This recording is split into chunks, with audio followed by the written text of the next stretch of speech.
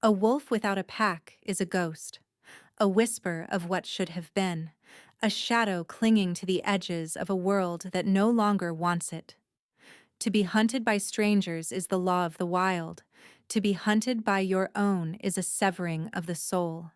It is a pain that echoes in the hollow spaces of your bones, a cold that no fire can warm. It is the ultimate betrayal, the breaking of the first and most sacred covenant. For what is a wolf, if not its pack? And what is a soul, if not the belonging it finds in the hearts of others?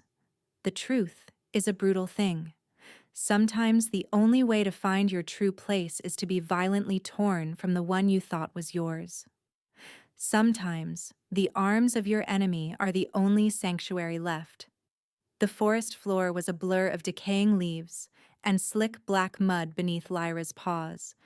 Pain, sharp and electric, lanced up her left foreleg with every desperate stride.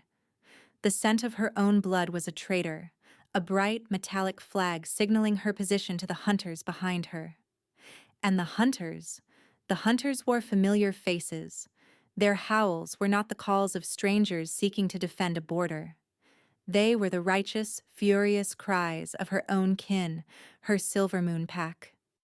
The pack that had raised her, and the pack that now wanted her dead. Rain, cold and merciless, slicked her silver-white fur, plastering it to her thin frame. She was a flash of moonlight against the deep green and brown of the ancient woods, a beacon for their hatred. Too different, her father's voice echoed in her memory, his lip curled in disgust even before the formal pronouncement of her exile.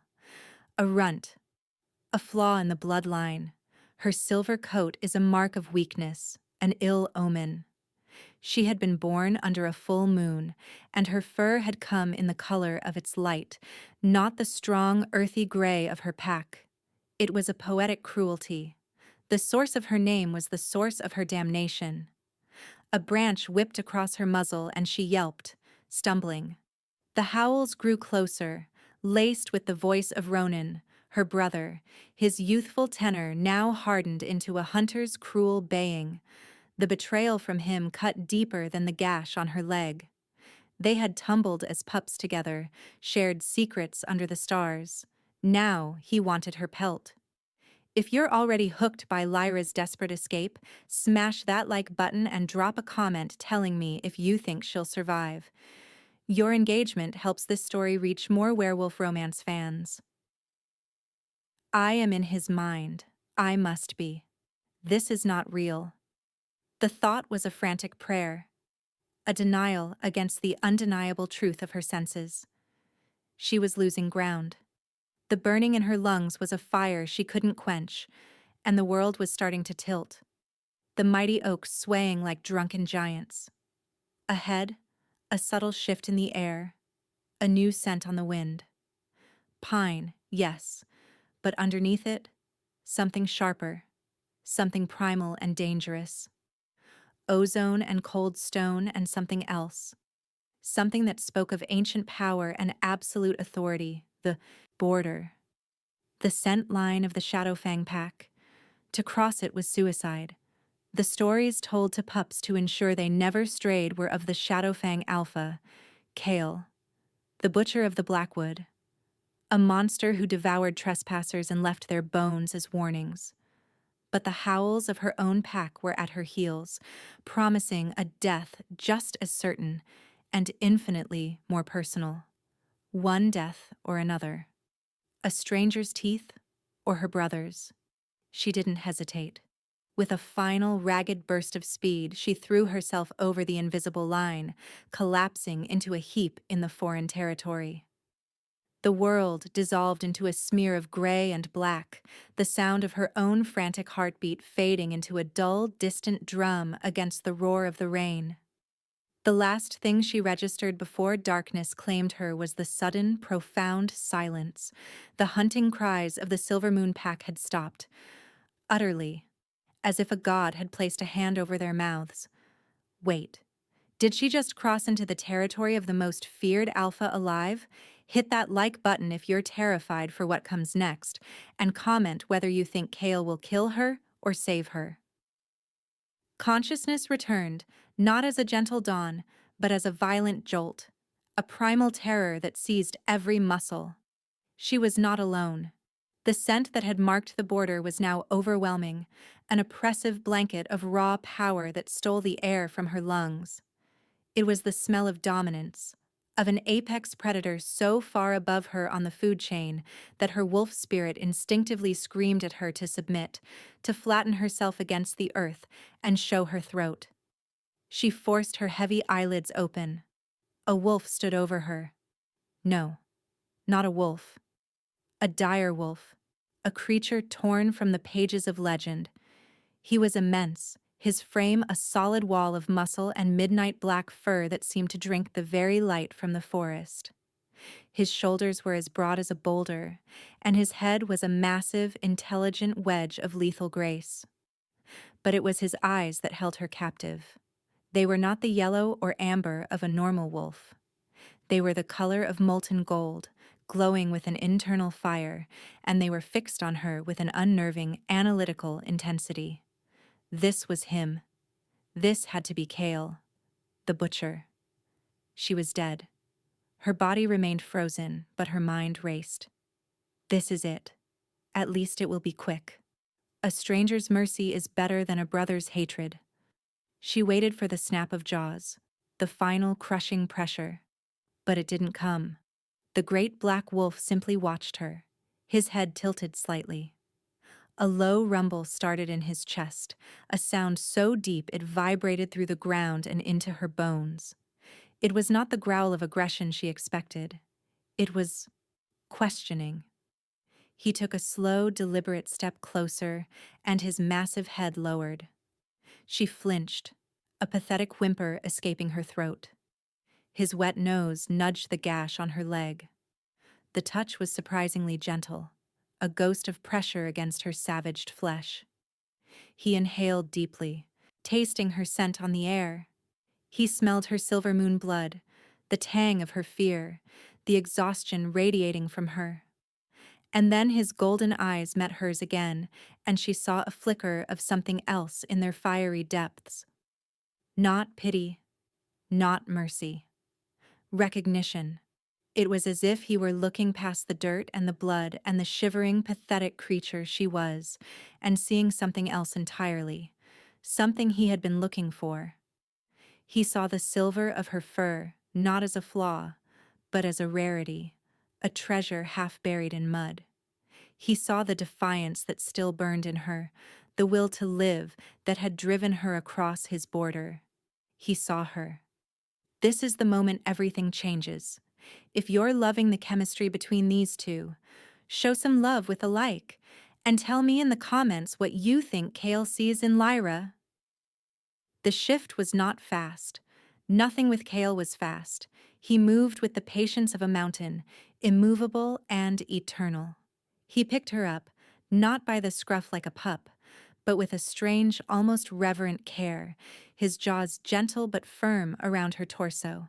The journey to his den was a blur of darkness and warmth. The den was not what she expected. It was vast, a network of ancient caverns deep within the heart of the mountain that marked the center of Shadowfang territory.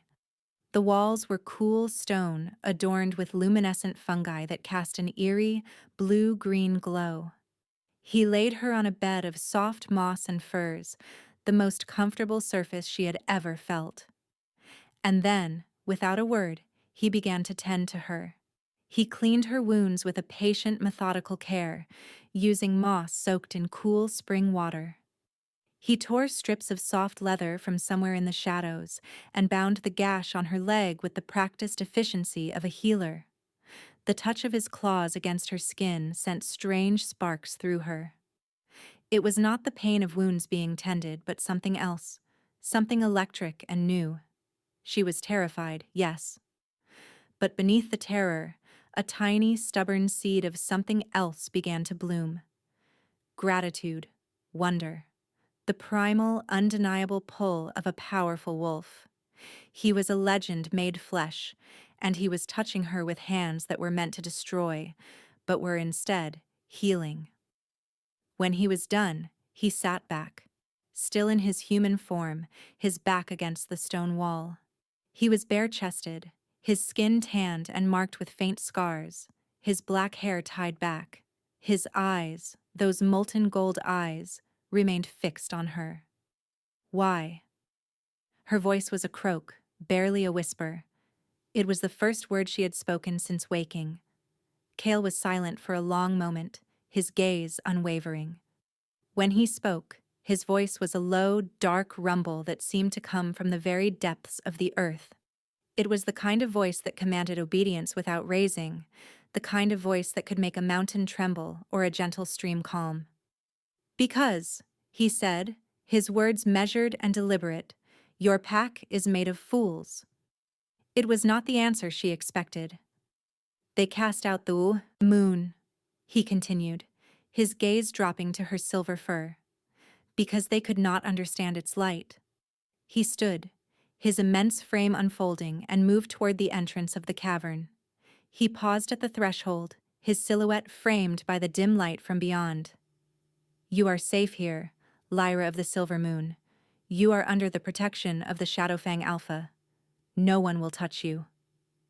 The finality in his tone was absolute, a law etched in stone.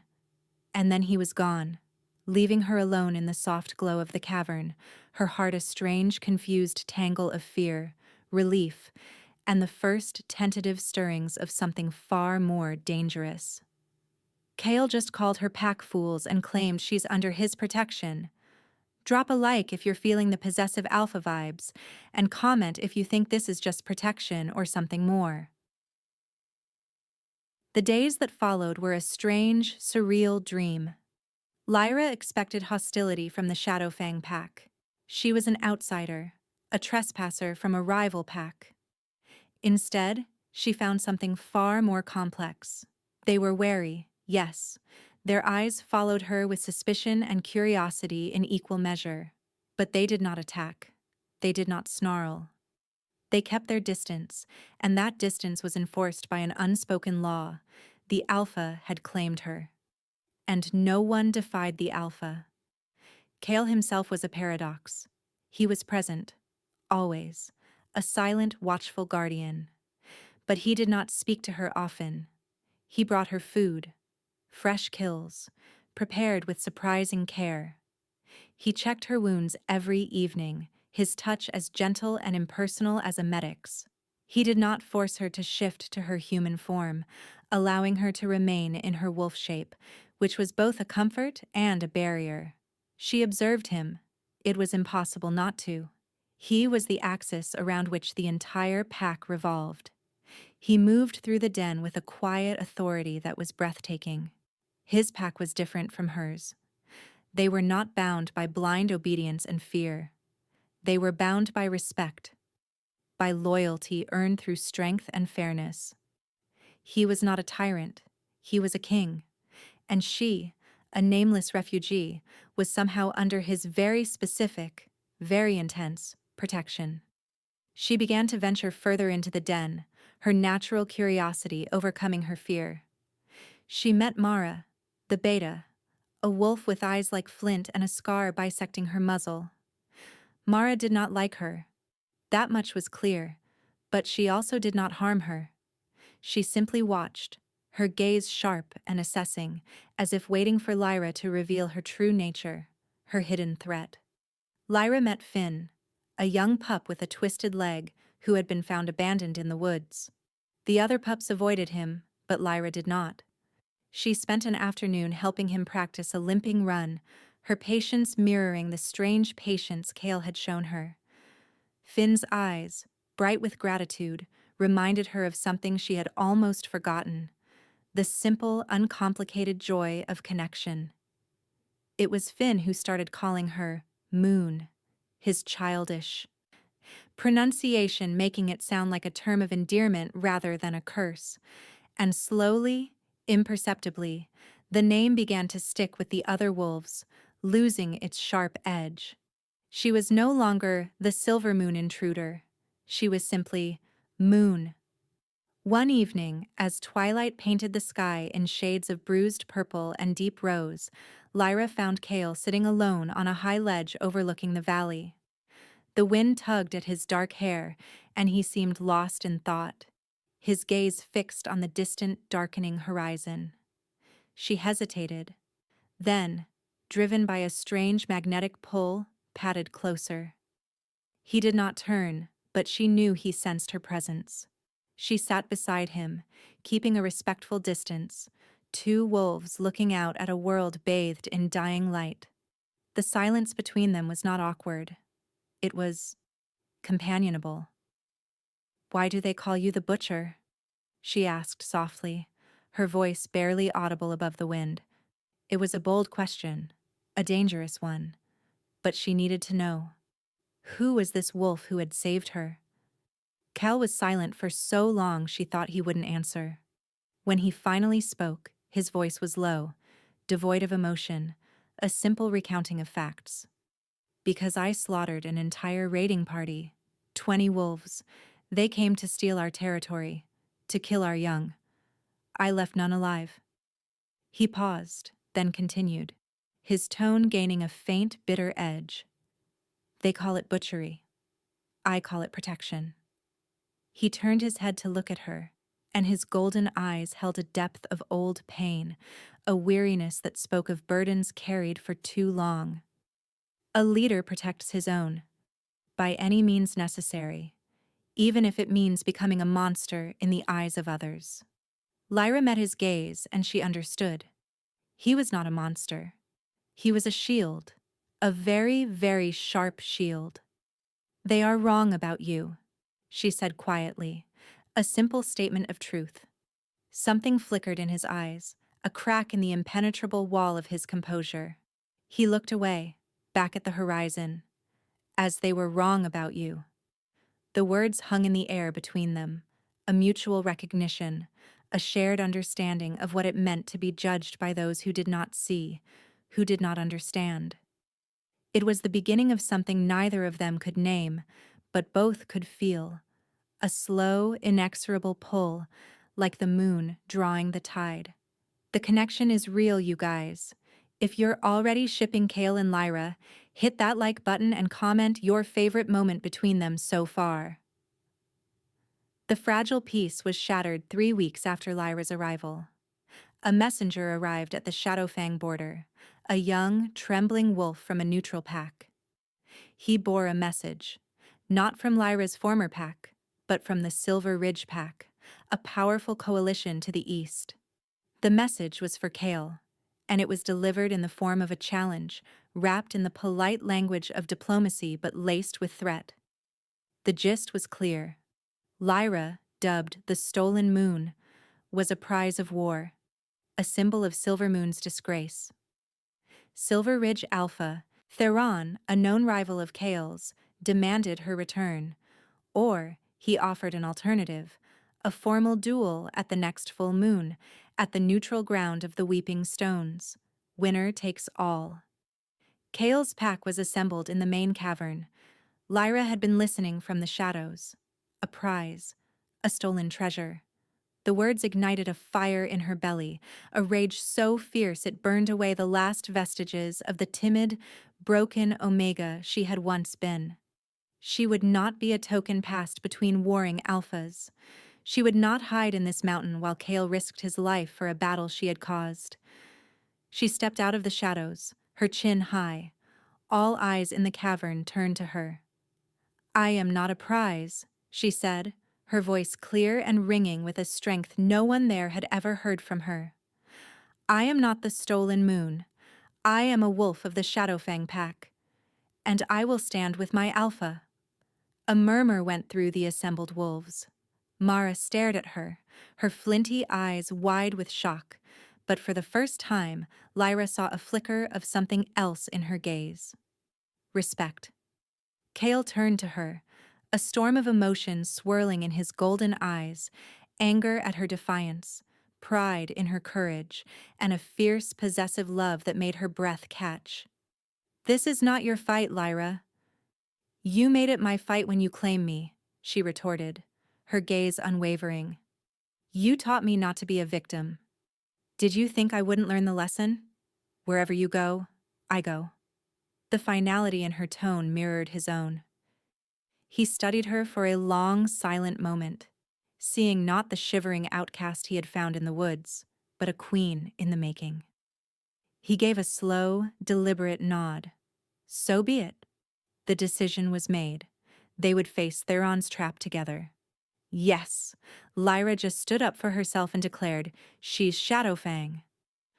If you're proud of her transformation, show some love with a like, and tell me in the comments how you think this battle will go.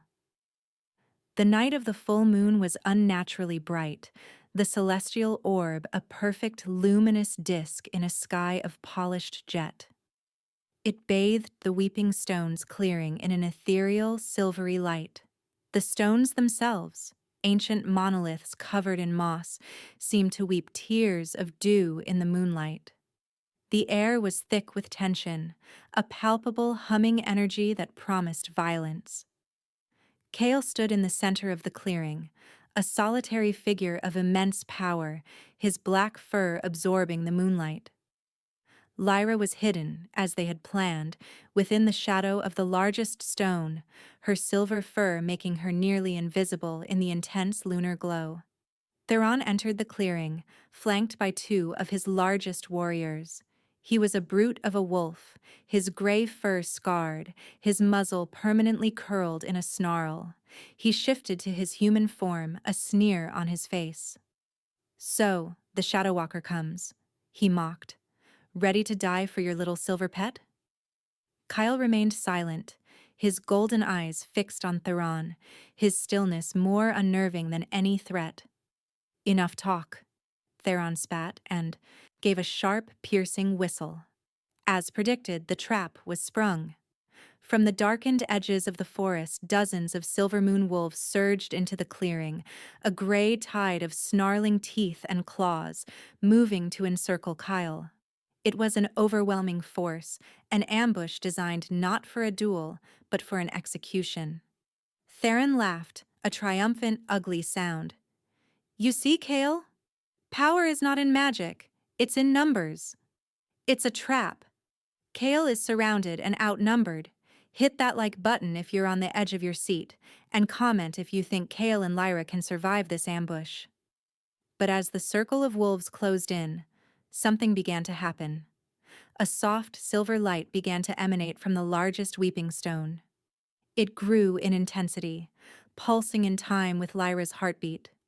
She stepped out from behind the stone, and the silver moon wolves faltered, their snarls dying in their throats. She was no longer just a silver wolf. She was a being of pure, incandescent light. The moonlight poured into her, and her fur blazed with a brilliance that was painful to behold. This was the truth of her defect. Her connection was not just to the moon's color, but to its very essence, its pure, primal energy. She was not a runt.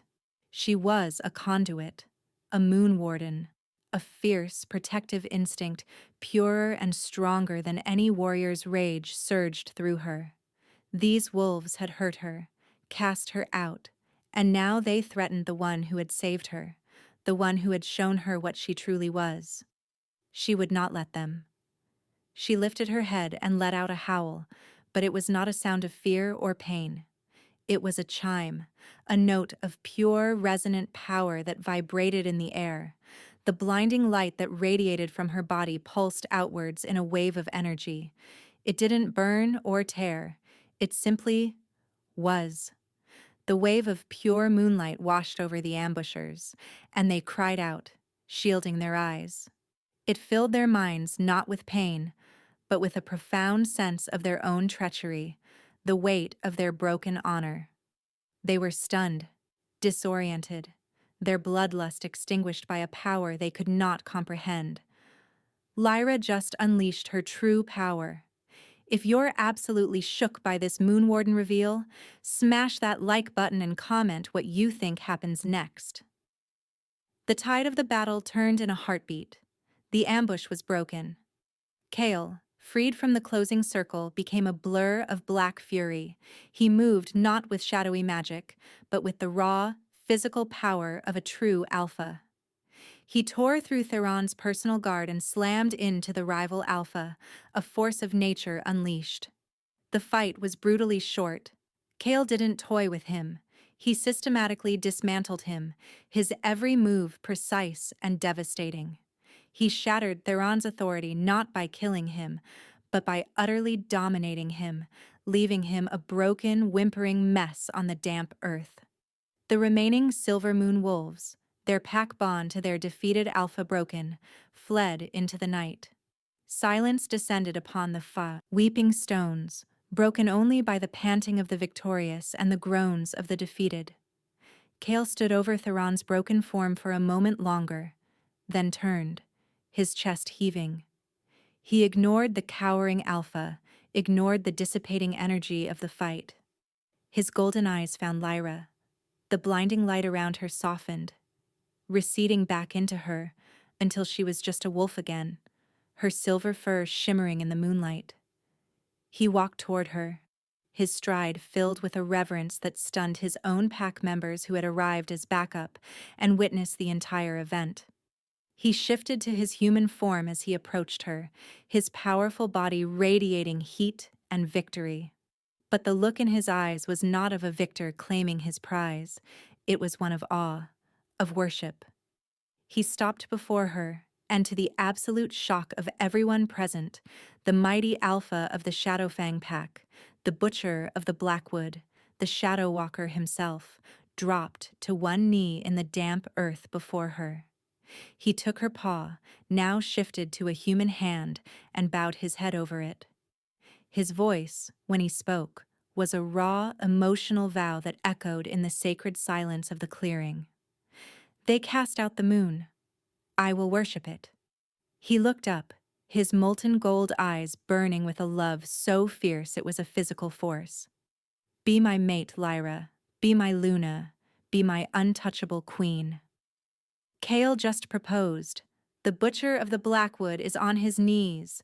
If this moment gave you all the feels, hit that like button and tell me in the comments if you're crying happy tears right now. Their return to the Shadowfang Den was a triumph unlike any other. The story of the battle at the Weeping Stones had spread through the pack like wildfire. They had not just defeated an enemy, they had witnessed the birth of a legend. When Kale and Lyra entered the main cavern, the pack was assembled, waiting. As one, they lowered their heads, and many dropped to one knee. The gesture was not just for their alpha, it was for her. Mara, the flint-hearted beta, was at the forefront. She looked at Lyra, and the suspicion in her eyes was gone, replaced by a fierce, unwavering loyalty. Luna, she said, her voice thick with emotion, and bowed her head low. Lyra's heart swelled. She looked at the faces of these hard, fierce wolves, and she no longer saw enemies. She saw family. She saw a pack. Her pack. The small pup Finn, his leg now completely healed, broke from the crowd and bounded toward her, yipping with joy and rubbing against her legs. She knelt and gathered him close, burying her face in his soft fur. This was belonging. This was home. A place not of her birth, but of her choosing. A place she had earned not by conforming, but by embracing the very thing that had made her an outcast. Later, when the den had settled into a celebratory hum, Kale led her away, up through winding tunnels to the very peak of the mountain. A flat ledge of rock served as a natural balcony, overlooking the vast moon-drenched expanse of their territory. The wind was clean and cold, whipping her hair around her face.